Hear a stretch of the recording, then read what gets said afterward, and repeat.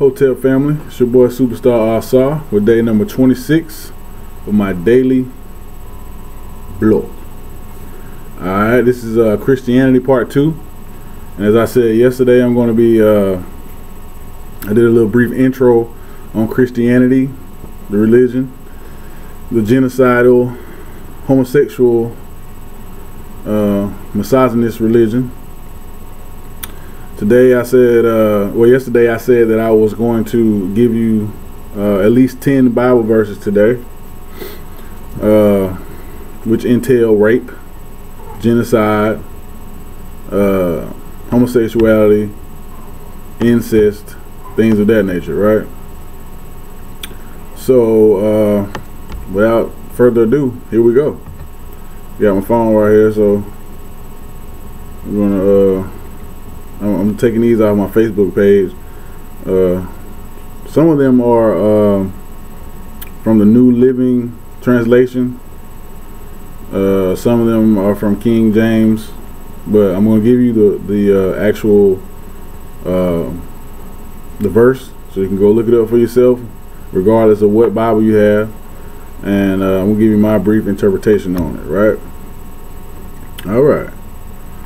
Now, we're going to start it off with a little misogyny, right? If everyone turns their Bible to 1 Timothy chapter 2, verse 12, right? 1 Timothy 2:12. Alright, now it says, I do not permit a woman to teach or to have authority over man. She must be silent.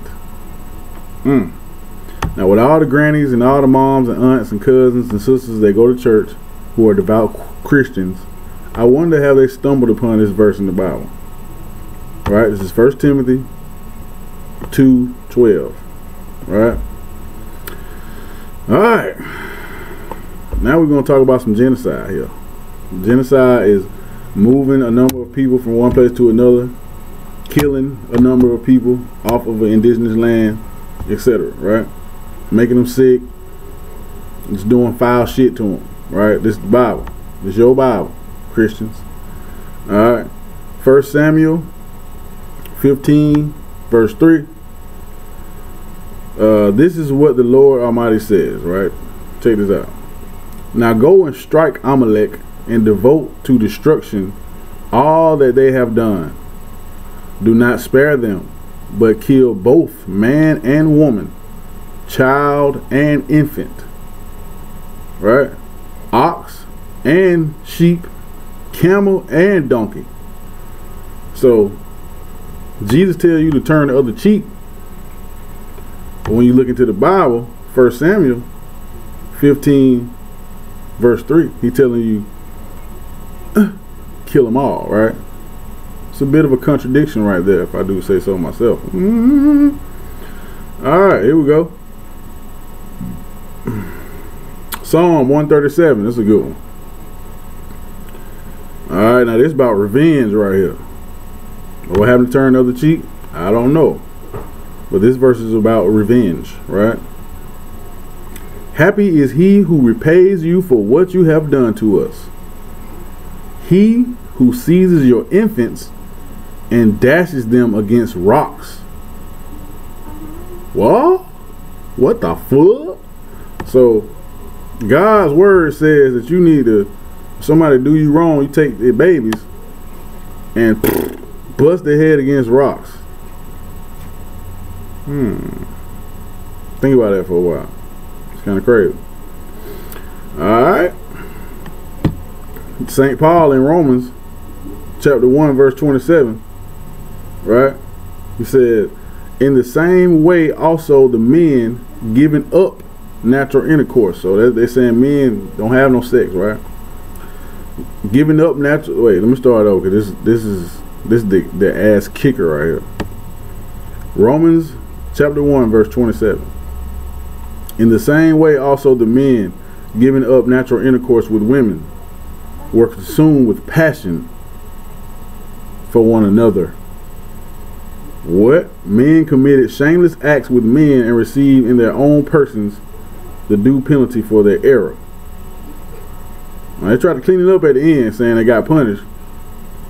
But for all my Hebrew Israelites out there who love to talk shit about Kemet, that's some homosexuality for you right there, Playboy. Alright. Now, let's see. Offering your child as a sacrifice to God. We all know the story of Abraham, right? Check this out. Let's see. Ephesians 5, verse 22. Wives, submit to your husbands as the Lord. Right? I want to hear shit. Submit to your husband as the Lord. And similar advice for slaves. Right? So that's a little misogyny right there. God's word already said all women should be quiet. Tonight is the night we're gonna ride. We're gonna ride and we're gonna read through motherfucking Bible. You right? But now he's saying submit to your husband and don't say shit. This is Ephesians chapter 5-22, right? Alright, so check this one out. 1 Peter, right? Chapter 2, verse 18. Slaves. This is about slavery now. This is what God telling slaves to do. This is God's word. God's word, which is man's word. You're a white man. Slaves, submit yourself to your masters with all respect, not only to do good and gentle, but also to the cruel. So wait a minute. He says, submit yourself to your masters with all respect, not only to the good and gentle masters, but even to the cruel. So he's telling slaves to bow down when it comes to your time, right? Whew, boy, this shit crazy hell right here. Let's see. So we got 1 Timothy. Let me see here. Let's see what else we got.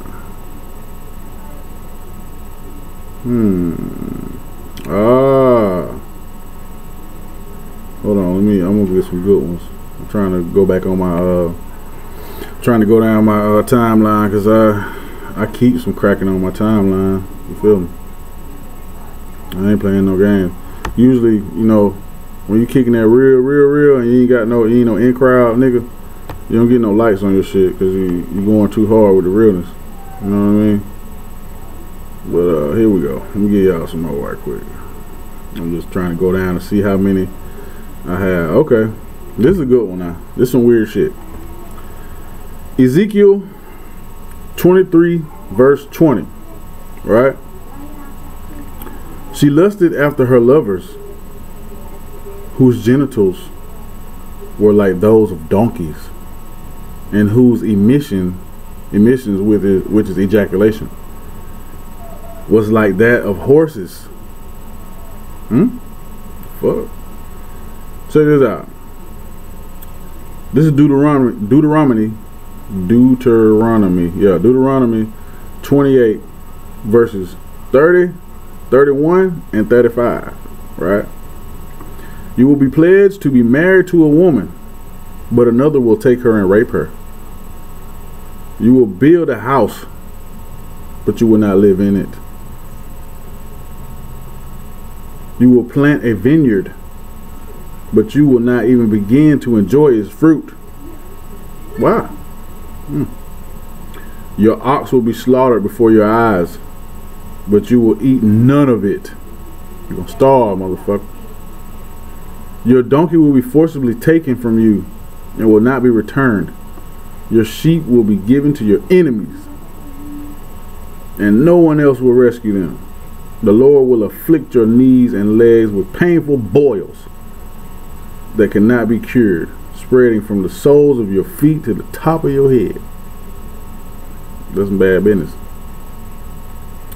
Alright, check this one out. Let's see. Oh, this is a good verse right here. The Lord's word is telling you, don't use your mind at all. Don't free your mind and the rest will follow. Right? Stay a genie trapped in the bottle. The bottle is the book, and you the motherfucking genie, right? This is Leviticus chapter 19, verse 27. Ye shall not round the corners of your head. What? I don't know. It's kind of weird. Check this one out. This is Leviticus chapter 15, 19, and 20. Now, this, you know what? For people who are anti-African spirituality, to say that ancient Kemet was always about genitals and phallus architecture and all this shit, the Bible got a lot of talk about genitals in this motherfucker, man. Check this out. I'm coming straight off my phone with this shit, man. Damn, like, I'm coming straight off my Facebook with this. Check this out. When a woman has a discharge, if her discharge is in it, when a woman has a discharge, if her discharge in her body is blood, she shall continue in her menstrual impurity for 7 days. This is about your period. And whoever touches her shall be unclean until the evening time. So if a man goddamn run up on you and rape you while you're on your period, he'll be unclean until nightfall. He's straight after that, right? Everything also on which she lies during the menstrual impurity shall be unclean, and everything which she sits on shall be unclean. The fuck? God's got PSAs about periods in the Bible?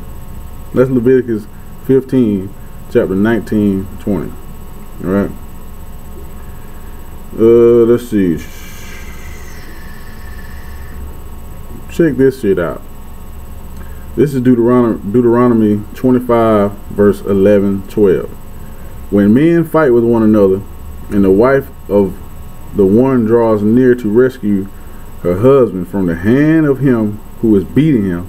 So if you hooking with a nigga, and your old lady like, fuck that, and she try to help you, God words say, and puts out her hand and seizes him by his private parts, ye shall cut off her hand. The fuck is you gonna be fighting? You and your homeboy, you and your folks fighting, you hooking with a nigga, and your old lady gonna reach and grab his balls. That's some weird shit. Let's see here. I want to get a good one though, because them kind of slack, but I just put those out there just to, you know what I'm saying, let you know how weird the Bible is. These is verses the preachers don't preach about. He basically gets up there, put on the dog and pony show for you, get your 10%. He comes up with a verse that's easy as fuck, that's gonna really go along with whatever anybody in the church might be going through, whether it's somebody sick or somebody broke or somebody feeling depressed. He got your ass. This is more instruction for slave masters, right? This is a good one. This is Leviticus 25th chapter, verse 44, 46. This is from the New Living Testament. New Living Translation. It's the same thing in your King James, so just go to the verse and check it out for yourself, right? You may purchase male or female slaves from among the foreigners who live among you, right? You may also purchase the children of such resident foreigners, including those who have been born in your land. You may treat them as your property, passing them on to your children as a permanent inheritance. You may treat your slaves like this, but the people of Israel, your relatives, must never be treated this way. Some bullshit, right? Because the Ashkenazi Jews, the fake ass Jews, the white Jerry Seinfeld with the nose, you know what I'm saying, the nigga Drake mom and them, supposedly that's what they talking about. They call themselves the people of Israel. Now, you know, if anybody know anything about Israel, Israel's hella gay. Israel really is a unclaimed land. It's the gateway to the United States, and it's the back door to every other country over that way. So that's why everybody, you know, want to have dibs on Israel. But in Tel Aviv, Israel, every year, you Google this, they have a homosexual celebration every year, where niggas just run around fucking each other in the ass, sucking dick. It's like a freaknik for gay niggas in Tel Aviv, Israel. annually. So that was Leviticus 25th chapter 44 through 46, right? This is Ephesians chapter 6 verse 5, right? Slaves, obey your earthly masters with deep respect and fear. Serve them sincerely as you would serve Christ. See, this is how the motherfuckers, when they came over here with us, with a lot of us, and had us as slaves, and they didn't allow us to read for shit at least 100, 200 years, right? They didn't allow us to, know how to do shit, but work from sun up, from before sun up to nightfall. Then when they gave you the Bible, this the shit they brainwashing niggas with. Ephesians 6 chapter 5. Slaves, obey your earthly masters with deep respect and fear. Serve them sincerely as you would serve Christ. So that's why you got Christians now who, when Black Friday come around, they're ready to go spend for master. Right? When Christmas come around, they're ready to celebrate for master. 4th of July, they're ready to celebrate for master with some barbecue and some motherfucking firecrackers and shit. Right? You got us fucked up, man. Alright. Let's see. Now this one about handicapped people. And this is more genital talk right here. Genitalia in the Bible. Handicapped genitalia. Check this out. Deuteronomy 23 Deuteronomy 23rd chapter verse 1. No one whose testicles are crushed or whose penis is cut off shall be admitted to the assembly of the Lord. You know why? Because if you ain't got no penis, you can't have no anal sex, my nigga. You feel what I'm saying? You gotta pay attention to your corner and watch for the hook, man. For real though. Let's see. Let me give y'all one more good one. And I think that's it for today. I'm trying to find that bomb ass one about this Deuteronomy 28 about rape. Let me see. Give me 1 second. I got it. I got it right here. Hold on. Bible verses. I'll find that Deuteronomy.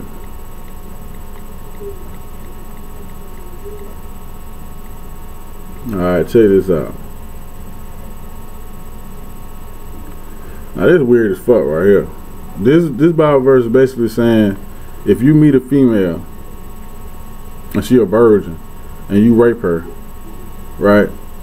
It's saying that as long as you pay her dad $50, 50 shillings, 50 shags, whatever you want to call it, and you marry her, you good. And you can rape her for the rest of her life. And she is not allowed to divorce you, right? Check this shit out. Deuteronomy chapter 22 verse 28-29. If a man meets a virgin who is not betrothed, right? That's that hidden Hebrew shit that I was telling you about. But you know what? You go to the Strong's Concordance. It's online. Strong'sConcordance.com. They give you the translation of Hebrew. So you just type in the word betrothed, right? It says if a man meets a virgin who is not betrothed and seizes her and lies with her. Now seizes is another hidden word. Because when you seize somebody, you know what seize them. You know what seize means, fuck them up. Alright, if a man meets a virgin who is not betrothed and seizes her and lies with her, meaning he fuck her, have sex with her, and they are found, then the man who lay with her shall give the father of the young woman 50 shekels of silver, and she shall be his wife, because he has violated her, and he may not divorce her all his days. So that don't mean he can't get another wife. That just mean he can just go around raping motherfuckers, raping females. Right? He can rape her, pay the dad $50, and he get to have her for the rest of his life. This is going on 20 minutes now. I'm gonna go ahead and stop it right here. Much love to y'all. Hotel. This is chapter. I mean, it's not chapter. This is part 2 of Christianity. Just want to give y'all some Bible verses. I don't know how many I gave. It's probably like 12. You feel me? Go look those verses up for yourself. Get your own interpretation. You know what I'm saying? Either way it goes, it's gonna be some weird ass shit, right? This Christianity part 2. We'll come with part 3 tomorrow. Shem M Hitep, M Hotep Nefer, Sankofa or die. Peace.